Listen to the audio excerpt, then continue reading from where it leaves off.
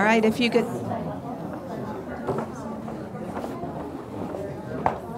Good morning. Julie Ryan. Hi, Jules. Hi, I'm so glad you're here. Nice to see you. Yeah, nice to see looking you. forward. Thank you. Good morning. Jules, is there water out here? A water back there? Good morning. Water? I'll bring you some. Yeah. Hello, can you hear me out there? All right, a couple of points of housekeeping. If you leave the building after 12:30 this afternoon, you may find it difficult to get back in because our clinic staff who usually buzz people in will be gone. So if you leave the building and you aren't finding your way back in, try buzzing the administration button, and otherwise just wait a moment and somebody will come in who has a building pass and can let you in, okay? One thing I want to do briefly, and we will do more a little bit later, is acknowledge the wonderful exhibitors who have brought materials, herbs, information, etc. for you to this seminar. And in particular, Qualiherbs, who have been a big, enthusiastic sponsor of this conference. So if you would, in particular with Qualiherbs, stop by and thank them for their sponsorship. And give all the exhibitors your attention for their troubles of coming all this way and bringing all their materials to you. Okay? I'm going to introduce Dr. Dow, who will bring us our next presenter. So do make sure you visit the sponsors. The truth is they actually help us to keep the cost of the seminar down. So in some ways, they're helping us. So in some ways, if you can visit them, Eddie, say hi. Take their literature if you don't even want it. Just take the weight off their hands, please. But anyway, so Rick, he's an amazing man here. I know him for quite a long time, and sitting in conferences, listening to him, he's a man of vast knowledges. Not only that, what I love about him, he asks a lot of questions. And he asks questions that most of the time will kind of paralyze you there for a moment and make you really go into this deep thought process. He is such a thinker. Not only that, 他的中文非常好. His Chinese is very good now. So you got to be very careful if you're Chinese. Saying anything behind him, he knows what you're talking about. So Rick also started a journal club. He has a wonderful journal club, and I think if you're interested to come to a journal club, please do inquire. He has somebody who helped to put that all together, and it's a wonderful journal club that I think you will find it to be very beneficial for a lot of their IVF physicians and getting together once a month, and so something that you may want to consider. Okay. Otherwise, he has done a lot of work in this field. And I know him as a very kind physician, and a lot of my patients just adores him. So without further ado, this is your platform. Thank you. Welcome. Okay. I've got it, yeah. I apologize, the first few slides are rather small, so we're going to blow through those, but could you turn the lights up for just a minute because they're really small, and I apologize. It's a pleasure to be here, and as a quick aside, if Dr. Crampton has my email. If you are interested, we have a journal club typically once a month. Pick 5 or 6 articles, and the UCLA fellows present them. And if you have an article in complementary medicine or something you're interested, just send it to me, and we can probably roll that into the queue along the way. It's at the typically it's at the in Westwood. And I get a copy to sponsor, and there's a nice meal and discussion. You're welcome. It's usually on Wednesdays from 6 to 8 o'clock. My topic today is pre-implantation genetic screening of human embryos, and I want to review the literature and where we are today. So I think Dr. Mars probably touched on a lot of the fundamental basics have not changed very much. The protocols we stimulate the ovaries, we harvest the ovaries, we fertilize it with IVF or ICSI. We're going to talk about how we freeze the embryos because we also typically do not do fresh transfers for several reasons. We'll talk about pre-implantation genetic testing for aneuploidy, what a day 3 versus a day 5 biopsy, and fresh versus frozen.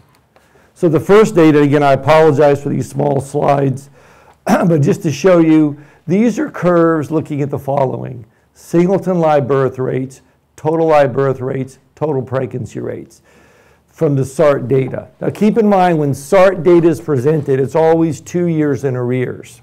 So the 2016 data came out in 2018, and later in 2019, the 2017 data. So the centers get the data, submit the data, pardon me, it's crunched, and then you get the data 2 years. So this is the most recent. So if you look at these curves for singleton pregnancy rates, they hadn't really changed very much since 2016. And if you look at the miscarriage rates, the pregnancy loss rates, these curves are almost identical, and they reflect what happens in nature. On the left are the women of younger chronological age, and the older chronological age patients is still, you see these very high SAB rates. Again, most of these transfers are being done in the area prior to the ability to screen embryos for their genetic complement. Only a couple more busy slides, but this is an important slide showing in 2008, 2012, 2016. The green represents fresh embryo transfers and the blue represents frozen embryo transfers. So you can see in 2008, the pregnancy rates, the delivery rates were higher with fresh versus frozen. Around 2012, with blue being the frozen, green being the fresh. Around 2012, you see for the first time live birth rates, singleton pregnancy rates, that frozen seem to be doing a little bit better than fresh.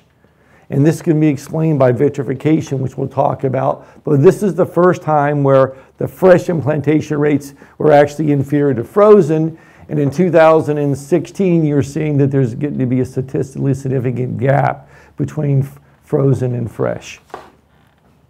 One more small slide, then it'll get a little less painful. This is the number of embryos transferred, also done by year. This is 2016. This is 2007. So what you see here on the bottom is the number of single embryo transfers. So 2017, we're only doing about 15 to 20% single embryo transfers. If you look at 2016, it was only getting up to about 40%. And you'll see this year, the next data comes out, it's going to be a high percentage. Why?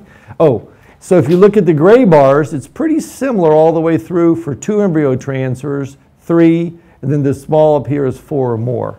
Why? Because prior to the advent of ability to screen embryos genetically, what did we do?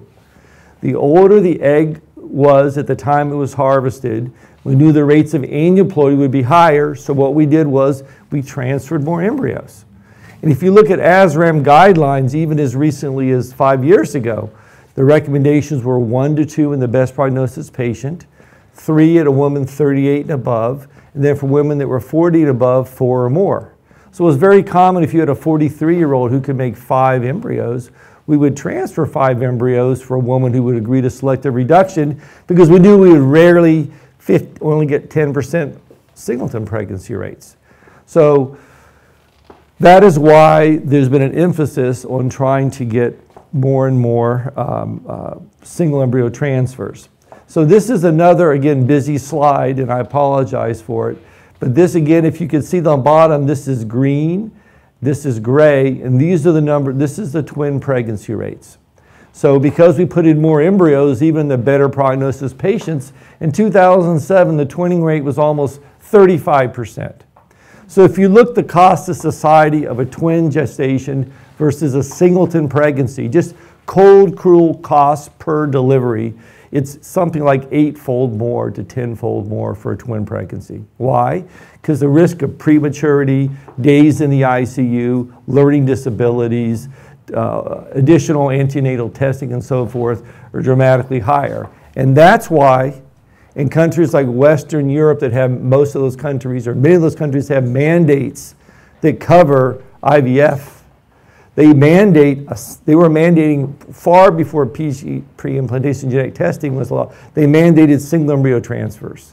In some countries, you'd have to fail 3 SET cycles before you could put in 2 embryos because the costs to society were so high. In this country, and a lot of countries where people were self-pay, there was more pressure to put more embryos in to bring the overall pregnancy rates higher, but the consequence, the casualty was a higher risk of twins and so forth. So why have we been able to get to the point where we can put in 1 embryo and enjoy the same pregnancy rates or higher pregnancy rates than we used to? The answer is not just genetic testing, but it's the following: the freezing technology. So up until about from 1984, for literally almost 25 to 30 years, the freezing technology literally was freezing. We used different devices. The company, I think, which dominated the market was called Planar. And they had a device which was typically about the size of a typical laser printer. And it had, you would get ice crystals and you would seed it and you would literally freeze the tissue, typically driven by a software program that would drop the temperature over a couple of hours and then they would do thaws in a controlled manner. The problem was, inside the cytoplasm, you formed microscopic ice crystals. And these microscopic ice crystals damage the cell membrane, and that's why the post-thaw survival rates were lower, and that's why egg freezing was really considered experimental. In 1996, there were 2 Italian groups that published a paper about a frozen human egg resulting in a delivery. But the efficiency was so poor that from 1996 until the advent of vitrification, there were less than 100 live births in the world over about a 15-year period of time, because it simply didn't work. So vitrification was really perfected and described by some Japanese investigators, whereby they actually would not freeze, but rather vitrify, supercool the tissue. So rather than having this device and the software program which would drop the temperature, they would literally get little holding pipettes, or they do, very inelegant, and they actually plunge it in liquid nitrogen. And it instantly forms a sheet of ice-like material around it, and hence the name vitrify, being glass-like, and so it super cools the tissue. It doesn't freeze the tissue, it doesn't form ice crystals, and that's why egg freezing is now able to be performed routinely. So I would say most labs, most of the elite labs by 2011 had pretty much transitioned into vitrification. And Richard mentioned the post-thaw survival. Similar, we see numbers that exceed 97% with vitrifying embryos now. Blastocysts is all we work with, but it's really changed where it allows us a lot more freedom, and I think we can optimize pregnancy rates and reduce multiple pregnancy rates that way. So again, vitrification is a process that produces a glass-like solidification of living cells, not by forming ice crystals, by extreme elevation of viscosity, by basically supercooling. If you look at papers when they describe using blastocysts that have been vitrified, they don't talk about thawing, they talk about warming because there's no ice crystals. So just a few more points. Vitrification, you use more cryoprotectant, it's a short exposure time, shorter to perform, you don't need a machine, and the eggs are warm versus thawed before they're transferred.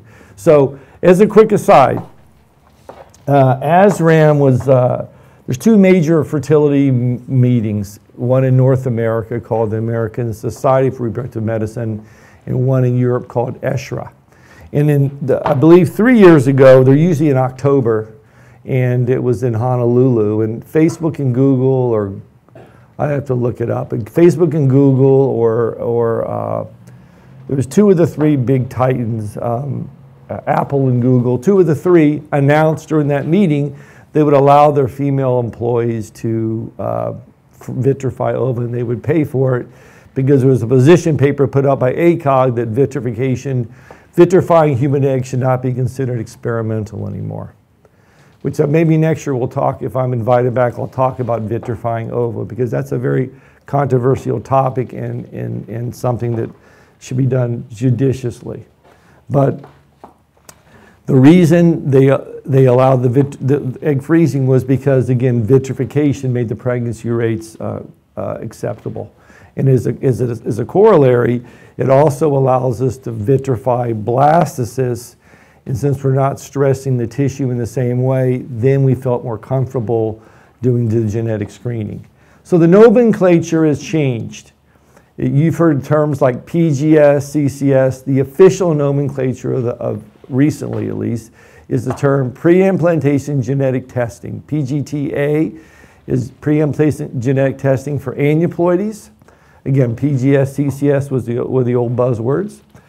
Pre-implantation genetic testing for monogenic single gene disorders, previously called PGD, like if both couples were carriers for, say, cystic fibrosis or Tay-Sachs or sickle cell or polycystic kidney disease. They could be screened for. And now they also use a term called pre-implantation genetic testing for chromosomal structural rearrangements. So these are various genetic mutations that people can carry, like Robinsonian translocations and so forth. But the big one, PGTA, is what most people think of, the old CCS or PGS. So just a quick classic pre-implantation genetic testing for aneuploidy would be just basically looking for abnormal chromosomal segregation. So if the embryos are splitting, instead of getting 2 copies, you might get 3 copies and have a trisomy or a monosomy. If you're looking for a monogenic disorder like Tay-Sachs, sickle cell, and so forth, where the mom and dad are both known to be carriers, then 1 in 4 of the offspring would each get a copy of the gene. Half of them would have either a copy from mom or a copy from dad, and a 4th would also be non-carriers. So the original paper which described pre-implantation genetic testing was published in the New England Journal in 1992. When you think about it, it was really not that long ago, but it was driven by a gentleman named Mark Hughes. And I don't know if any of you have heard Mark Hughes speak, but he's basically an intellectual savant. He lost his wife to breast cancer at a very early age. And so he threw himself into his work, and he really pioneered, I would say, clinical, commercial ability to do genetic screening of human embryos. What they reported was couples that were carriers for cystic fibrosis. So what did we do before that? We identified mom was a carrier, the father is a carrier. So there was a 1 in 4 chance that the child would be a carrier. So they would nervously wait till they could do the screening, typically at 10.5 weeks with CVS. And back in 1992, CVS was going in through the cervix typically, or occasionally going through the abdominal wall and taking a piece of placental tissue and then amplifying the DNA, which you can typically do about 4 weeks earlier than you do amniocentesis, where you put a needle into the amniotic fluid. Now, if you talk to most women, one of the most fearful things you can do in a pregnancy is stick a needle into their uterus when their child is in there. So here we are. People would be worrying that it was a 1 in 4 chance. They have to do the screening, then you have to wait around for the results. And you get an amnio at 14 weeks, you get the results back at 16 weeks that the child is going to be a carrier. Many people would terminate that pregnancy and so forth. So it was cumbersome, it was expensive, and it was emotionally enormously draining. So what they did was they work with, this is stages of human development. So this is an egg. It's hard to see because of the light probably, but there's 2 little circles. It's the male and the female nucleus, 2 pronuclei. You may have heard the term in the past, 2 PNs. That's how the embryology